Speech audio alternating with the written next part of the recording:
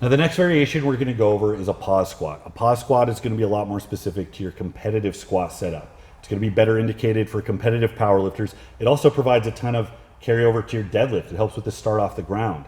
Again, going back to strongmen, a lot of what we do involves huge efforts from a dead stop. So if you do a stone load, you get the stone in your lap, you sit down, you have to be able to pop that stone up from a dead stop. So any type of triple extension under a heavy load from a dead stop is going to help with a lot of events. I find these help a lot with side handle deadlifts, with car deadlifts.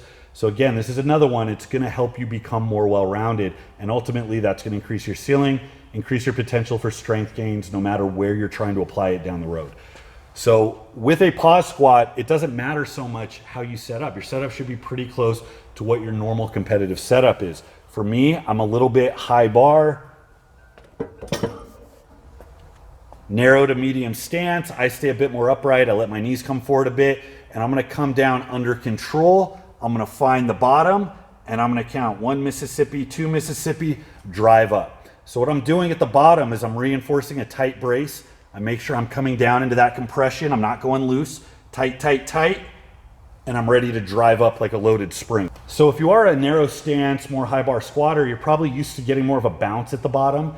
And this is a good way to counter that. Again, we're talking about being well-rounded. If you become super specific to the bounce, it's like the way guys that touch and go on their deadlift can get a ton of reps because they're so conditioned to touch and go, but when the weight's from a dead stop, it becomes an entirely different ball game.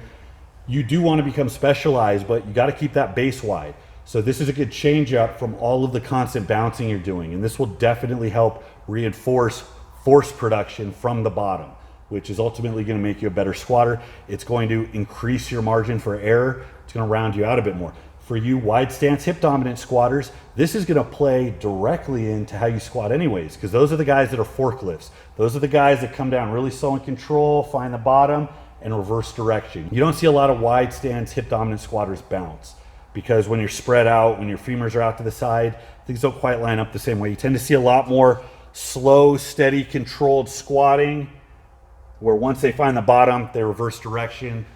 It's a lot more even, it's a lot more controlled. So pause squats can absolutely help with that. Going from a dead stop, this is one of my favorite deadlift accessory movements. If you have trouble breaking the bar off the ground, or if you don't have a feel for leg drive at the bottom of a deadlift, this will help initiate that first push through the ground you do when you pull. So if you find that you can blow 500 pounds off the ground, but 510 does not break at all, this is a good variation for that as well.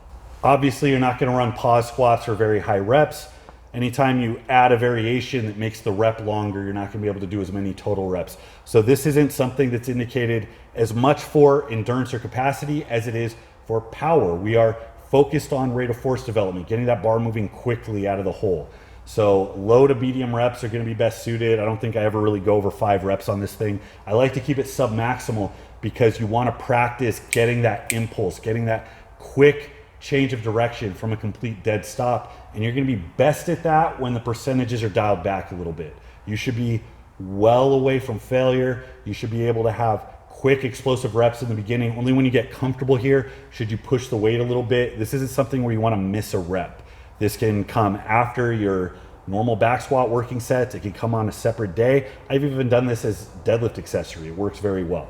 Thanks for watching, guys. If there's anything I didn't cover, go ahead and leave a comment in the comment box. If you have any questions, better yet, go ahead and sign up for our forum. We're closing in on 1,000 members, and I want it to keep growing.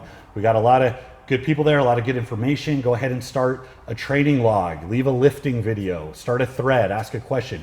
Be controversial. On the Empire Barbell Forum, there are no sacred cows, okay? Thanks for watching, guys. Until next time, this is Bromley at Empire Barbell. I'll see you.